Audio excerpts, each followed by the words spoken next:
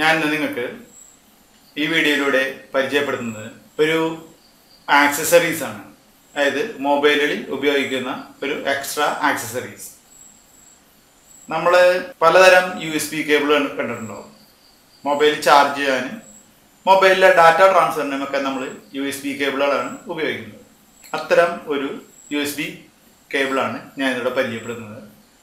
OTG cable എന്നാണ് അതിൻ്റെ പേര്. On the go, USB on the go എന്നാണ് അതിൻ്റെ ശരിയായ പേര്. ഇതാണ് ഞാൻ പറഞ്ഞ OTG കേബിൾ. OTG കേബിളിൻ്റെ ഒരു അറ്റം ശ്രദ്ധിച്ചാൽ നമുക്കറിയാം, ഒരു USB പോർട്ട് എക്സ്റ്റൻഷൻ കണക്ട് ചെയ്യാവുന്ന രീതിയിലുള്ള ഒരു പോർട്ടിൻ്റെ ഒരു ഭാഗവും മറു സൈഡിൽ ഒരു മൈക്രോ USB-യും ആണ് ഈ ചെറിയ കേബിൾ ഉള്ളത്. ഇത് ഏകദേശം മാർക്കറ്റിൽ 150 രൂപ, അതായത് 50 രൂപ ശരിക്കും ഇതിനുള്ള വിലയുള്ളൂ. പക്ഷേ 150 രൂപയോളം അവർ ഡീലർമാർ നമ്മുടെ നിന്ന് വാങ്ങുന്നുണ്ട്. ഇത് പല മൊബൈലുകൾക്കും പല രീതിയിലുണ്ട്. നമ്മുടെ സാംസങ്ങിൻ്റെ മൊബൈലുകൾക്ക് ഒരു രീതിയിലും, മറ്റേ നമ്മുടെ മൈക്രോമാക്സ് മൊബൈലുകൾ അല്ലെങ്കിൽ സോണി, അതിനൊക്കെ വെവ്വേറെ OTG കേബിളുകളുണ്ട്. അതുകൊണ്ട് ഓരോന്നും ആ മോഡലിൻ്റെ ആ പേര് പറഞ്ഞ്, കമ്പനിയുടെ പേര് പറഞ്ഞ് മാത്രം നമ്മൾ കേബിളുകൾ വാങ്ങുക. അടുത്തായിട്ട് നമ്മൾ ഇതെന്തിനാ ഉപയോഗിക്കുന്നതെന്ന് പറയാം. ഈ കേബിള് സാധാരണ നമ്മൾ ഉപയോഗിക്കുന്നത് നമ്മുടെ പെൻഡ്രൈവ് നമ്മുടെ മൊബൈലിനോട് കണക്ട് ചെയ്തുകൊണ്ട് പെൻഡ്രൈവിലെ ഡാറ്റകൾ നമുക്ക് മൊബൈലിൽ എടുക്കാൻ വേണ്ടിയിട്ടാണ്. അപ്പോൾ നമ്മുടെ കയ്യിലൊരു പെൻഡ്രൈവ് ഉണ്ടെങ്കിൽ ഈ OTG കേബിളിൻ്റെ ഒരു സൈഡ് മൈക്രോ USB സൈഡ് മൊബൈലിൽ കണക്ട് ചെയ്ത് മറു സൈഡിൽ പെൻഡ്രൈവ് കുത്തിക്കഴിഞ്ഞാൽ USB മാസ് സ്റ്റോറേജ് ആക്റ്റീവ് ആവും. നമുക്ക് നമ്മുടെ പെൻഡ്രൈവിൽ നിന്ന് ഡാറ്റ എടുക്കാം. എന്നാൽ ഇന്നിവിടെ ഞാൻ ഇത് ഉപയോഗിക്കുന്നത് വേറൊരു കാര്യത്തിനാണ്. അതായത് നമ്മൾ വാട്സാപ്പിലൊക്കെ ചാറ്റ് ചെയ്യുമ്പോൾ അറിയാം, നമുക്ക് ടൈപ്പ് ചെയ്യാൻ ഭയങ്കര ബുദ്ധിമുട്ടാണ്. ചില ആൾക്കാർ ഭയങ്കര എക്സ്പെർട്ടുകളായിരിക്കാം, പക്ഷേ എന്നെപ്പോലുള്ളവർക്ക് ശരിക്കും പറഞ്ഞാൽ സ്വല്പം ബുദ്ധിമുട്ടാണ് മൊബൈലിൽ ടൈപ്പ് ചെയ്യാൻ. അതുകൊണ്ട് മറുപടി കൊടുക്കൽ തന്നെ കുറവാണ്. അങ്ങനെയുള്ളവർക്ക് കീബോർഡ് ഉപയോഗിച്ച് വാട്സാപ്പിൽ ചാറ്റ് ചെയ്യാം. കമ്പ്യൂട്ടറിലല്ല, മൊബൈലിൽ കീബോർഡും മൗസും ഉപയോഗിക്കുന്ന രീതിയാണ് ഞാനിവിടെ ഈ വീഡിയോയിലൂടെ നിങ്ങൾക്ക് പറഞ്ഞു തരാൻ പോകുന്നത്. അതിനു മുമ്പ് ഈ OTG കേബിൾ കൂടാതെ നമുക്ക് നമ്മുടെ കയ്യിൽ വേണ്ടത് മൗസ്, കീബോർഡ്, പിന്നെ ഒരു ഉപകരണം കൂടി വേണം. അതിൻ്റെ പേര് USB സ്പ്ലിറ്റർ എന്നാണ്. ഈ കാണിക്കുന്നതാണ് USB സ്പ്ലിറ്റർ. USB സ്പ്ലിറ്റർ എന്ന് പറഞ്ഞാൽ നോക്കാം, ഒരു സൈഡിൽ ഒരു USB കോഡിൻ്റെ നമ്മുടെ പോർട്ടിലേക്ക് കുത്താണ്, നമ്മുടെ കമ്പ്യൂട്ടറിൻ്റെ പോർട്ടിലേക്ക് കുത്താനുള്ള ഒരു USB-യും മറു സൈഡിൽ അത് സ്പ്ലിറ്റ് ചെയ്തു വരുന്ന 3-4 കണക്ഷനുകളുമാണ് ഈ USB സ്പ്ലിറ്ററിൽ ഉണ്ടാവുക. ഇത് വാങ്ങുമ്പോൾ ഇതുപോലെ ഏതെങ്കിലും ബ്രാൻഡഡ് കമ്പനിയുടെ തന്നെ വാങ്ങാൻ ശ്രദ്ധിക്കുക. ഇത് ഐബോളിൻ്റെയാണ്. ഐബോളിൻ്റെ 350 രൂപ നമുക്ക് റേറ്റ് വരുന്നുണ്ട് മാർക്കറ്റിൽ. അതേസമയം 50 രൂപയ്ക്കും ഒരു USB സ്പ്ലിറ്റർ നമുക്ക് ലഭ്യമാണ്. പക്ഷെ 50 രൂപയുടെ സ്പ്ലിറ്റർ വാങ്ങിയാൽ നിങ്ങൾ ഇതിലെ ഓരോ പോർട്ടിൽ, ഈ 3 പോർട്ടിൽ നിങ്ങൾ 3 ഡിവൈസ് കുത്തിന്ന് വയ്ക്കാം. ഒരു മാസ് സ്റ്റോറേജ്, ഒരു പെൻഡ്രൈവ്, ഒരു മാസ് സ്റ്റോറേജ് അതായത് പെൻഡ്രൈവ്, മറ്റേതിൽ ഒരു മൗസ്, തൊട്ടടുത്തതിൽ നമ്മളൊരു കീബോർഡും കുത്തിയാൽ നമ്മുടെ ചാത്തൻ, അതായത് കുന്നംകുളം എന്നുള്ള രീതിയിൽ ഉണ്ടാക്കുന്ന വില കുറഞ്ഞ ഒരു USB സ്പ്ലിറ്റർ ആണെങ്കിൽ ഇതിലേതെങ്കിലും ഒന്ന് മാത്രമേ വർക്ക് ചെയ്യൂ. ഒന്നുകിൽ കീബോർഡ് വർക്ക് ചെയ്യും, അല്ലെങ്കിൽ മൗസ് വർക്ക് ചെയ്യും, അല്ലെങ്കിൽ മാസ് സ്റ്റോറേജ് മാത്രം വർക്ക് ചെയ്യും. അതേസമയം ഐബോർഡ് വല്ല ബ്രാൻഡഡ് കമ്പനിയുടെയാണ് വാങ്ങുന്നതെങ്കിൽ ഇതിൽ എല്ലാ ഡിവൈസും വർക്ക് ചെയ്യും ഒരേ സമയം. നമുക്ക് വേണ്ടത് 2 ഡിവൈസെങ്കിലും ഒരേ സമയം വർക്ക് ചെയ്യുന്ന ഒരു സ്പ്ലിറ്ററാണ്. അപ്പോൾ ഇത്രയും ഉണ്ടെങ്കിൽ നമുക്ക് നമ്മുടെ മൊബൈലിൽ OTG കേബിൾ കണക്ട് ചെയ്ത് നമുക്ക് വാട്സാപ്പും അല്ലെങ്കിൽ മറ്റുള്ള കമ്പ്യൂട്ടർ ഉപയോഗിക്കുന്ന പോലെ തന്നെ നല്ല ഹൈ സ്പീഡിൽ ടൈപ്പ് ചെയ്യാൻ സാധിക്കും. അങ്ങനെയാണ് കണക്ഷൻ എന്ന് നമുക്ക് അടുത്തായിട്ട് കാണിച്ചു തരാം.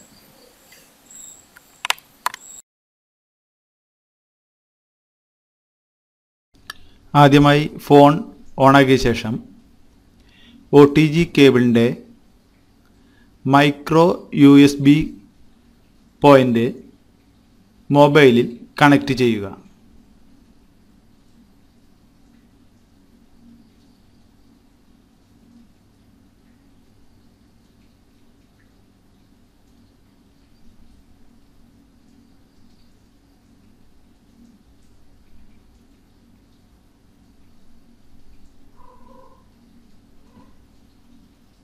അതിനുശേഷം നമ്മുടെ USB സ്പ്ലിറ്റർ എടുത്ത്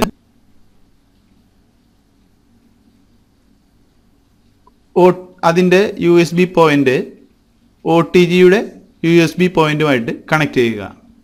ഇപ്പോൾ നമുക്ക് സ്പ്ലിറ്ററിൽ 4 പോയിന്റുകൾ ഉണ്ടാവും. ഈ 4 പോയിന്റുകളിലേക്ക് നമുക്ക് ഒന്നിൽ മൗസും മറ്റൊന്നിൽ കീബോർഡും കണക്ട് ചെയ്യാം. നമുക്ക് മൗസ് കണക്ട് ചെയ്യുന്നത് നോക്കുക.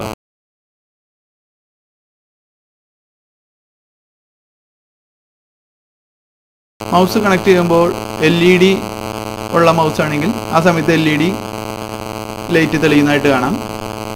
ഒപ്പം മൊബൈലിൽ മൗസ് കണക്റ്റഡ് എന്ന് കാണിക്കുകയും ചെയ്യും.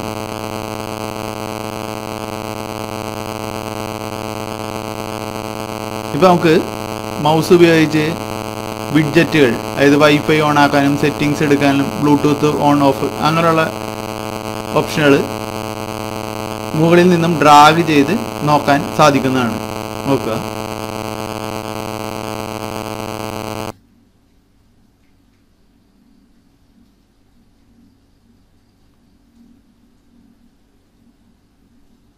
ഒരു പാഡ് ഉപയോഗിക്കുകയാണെങ്കിൽ നല്ല വൃത്തിയായിട്ട് നമുക്ക് മൗസ് ഉപയോഗിക്കാൻ സാധിക്കും.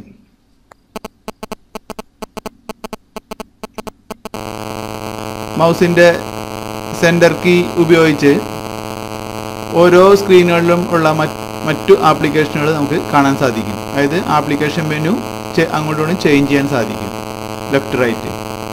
അതിന് മൗസിൻ്റെ സെൻറ്ററിലുള്ള റൊട്ടേറ്റിംഗ് വീല് ഉപയോഗിക്കാം.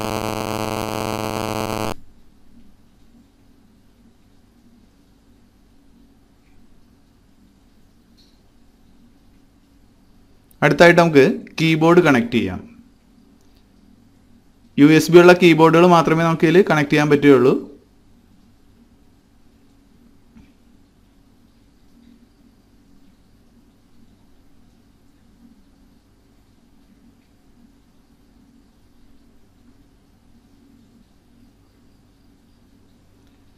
സ്പ്ലിറ്ററിൻ്റെ രണ്ടാമത്തെ പോയിന്റിൽ നമുക്ക് കീബോർഡിൻ്റെ USB പോയിന്റ് കണക്ട് ചെയ്യുക. ഇപ്പോൾ കീബോർഡ് കണക്റ്റഡ് എന്ന് നമുക്ക് നോട്ടിഫിക്കേഷൻ കാണാൻ സാധിക്കും.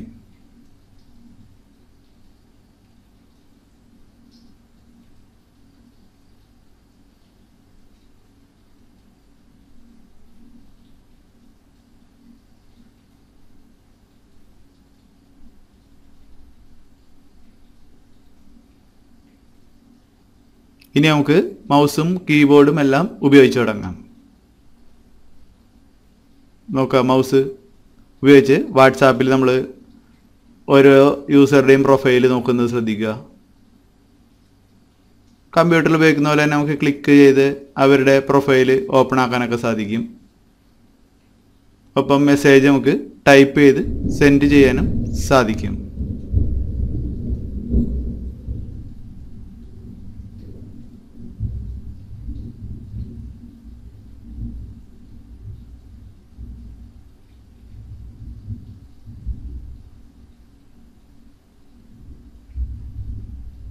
നോക്കുക.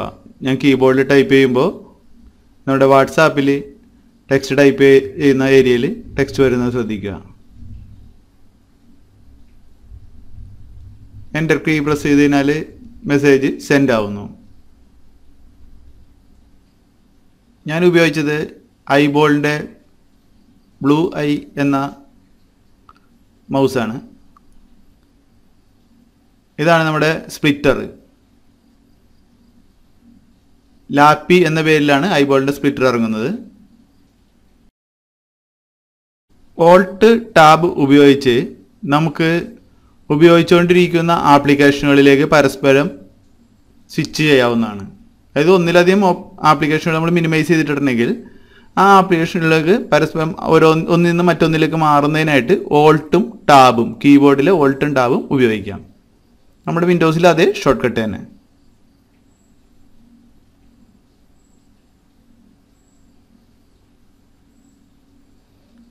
ഏതൊരു വിൻഡോയും ക്യാൻസൽ ചെയ്യുന്നതിന് നമുക്ക് എസ്കേപ്പ് കീ ഉപയോഗിക്കാം.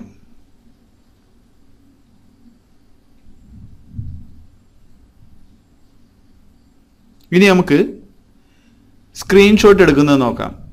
പ്രിന്റ് സ്ക്രീൻ എന്ന ബട്ടൺ നമുക്ക് കീബോർഡിലുണ്ട്. നമ്മൾ അത് അമർത്തിയാൽ മാത്രം മതി സ്ക്രീൻഷോട്ട് ഗാലറിയിലേക്ക് സേവ് ആവുന്നതായിരിക്കും.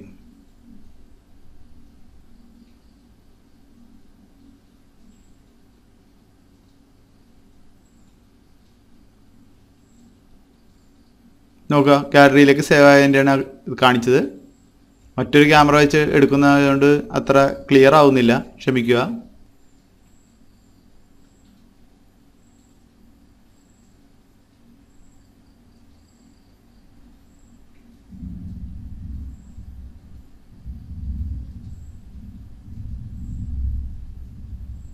ലോക്ക് സ്ക്രീൻ തുറക്കുന്നതിന് നമുക്ക് എസ്കേപ്പ് കീ ഉപയോഗിക്കാവുന്നതാണ്. നോക്കുക, മലയാളം ടൈപ്പിംഗ് സാധ്യമാകുന്ന ഒരു വെബ്സൈറ്റിൽ നമ്മുടെ കീബോർഡ് ഉപയോഗിച്ച് മലയാളം ടൈപ്പ് ചെയ്യാനും ഈ രീതിയിലൂടെ സാധിക്കുന്നതാണ്. സുഹൃത്ത്.com എന്ന എൻ്റെ സൈറ്റിലാണ് ഞാനിപ്പോൾ ടൈപ്പ് ചെയ്തിരിക്കുന്ന വീഡിയോ നോക്കുക.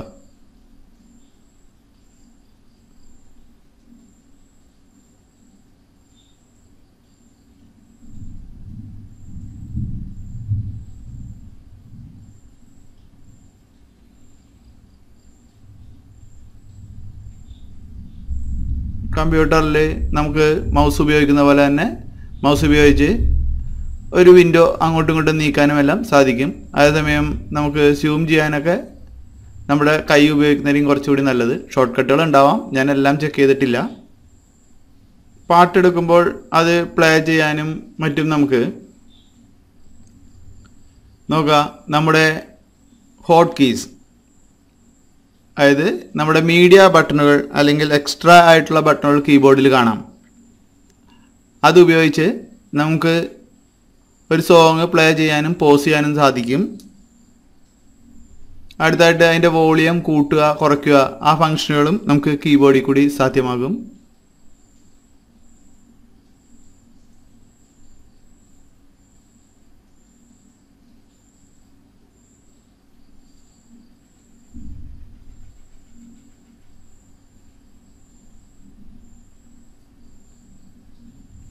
കൂടാതെ ഹോമിലേക്ക് പോകാൻ ഹോം ബട്ടൺ ഉപയോഗിക്കാം. കീബോർഡിൽ ഷോർട്ട് കട്ടായിട്ട് ഹോം എന്നുണ്ടെങ്കിൽ അത് ഉപയോഗിച്ച് കഴിഞ്ഞാൽ നമുക്ക് ഹോം സ്ക്രീനിലേക്ക് പോകാൻ സാധിക്കുന്നതാണ്.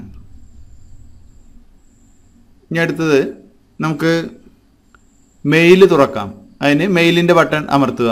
അപ്പോൾ ജിമെയിൽ ഓപ്പൺ ആകും.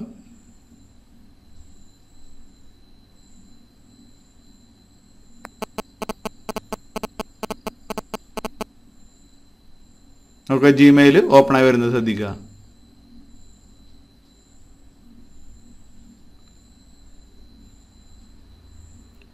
ഇനി നമുക്ക് PC ഓൺ ഓഫ് ബട്ടൺ ഉണ്ട്, അതമർത്തിയാൽ നമുക്ക് സ്ക്രീൻ ലോക്ക് ആവുന്നത് മനസ്സിലാക്കാം. സ്ക്രീൻ ലോക്ക് തുറക്കുന്നതിന് നമുക്ക് എസ്കേപ്പ് കീ അമർത്താം, അല്ലെങ്കിൽ അതേ ബട്ടൺ തന്നെ വീണ്ടും അമർത്തി തുറക്കാവുന്നതാണ്.